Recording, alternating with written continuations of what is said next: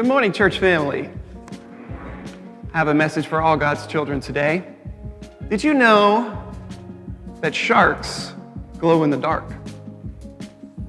Pretty cool, isn't it? I just learned this just the other day. Apparently, of the 500 known species of shark, there's over 60 that could glow in the dark. It's called bioluminescence. It's the mechanism in the animal's cell that allows it to produce its own light. I thought this was so cool. And recently, a new shark, or another shark, I should say, was added to this list of the glow-in-the-dark shark club.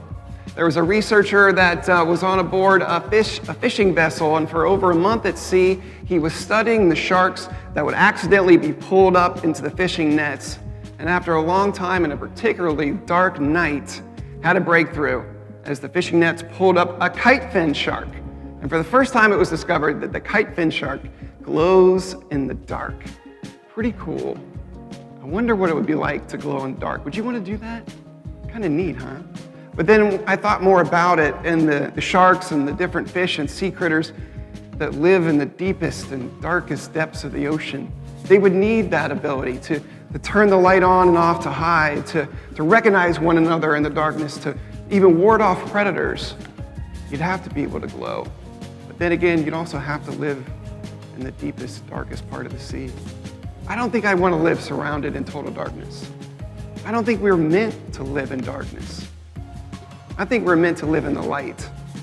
And I think Jesus reminds us of that in our gospel lesson today. It's John chapter 3, and in the 19th verse, halfway through, it says, "The light has come into the world, but the people love darkness."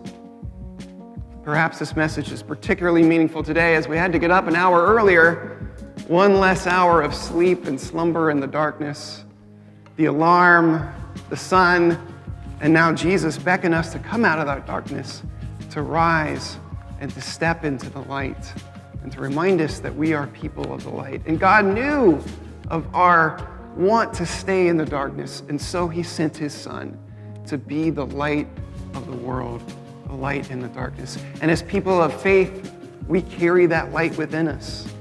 So as the darkness surrounds us, it cannot overcome us because the light will always push it back.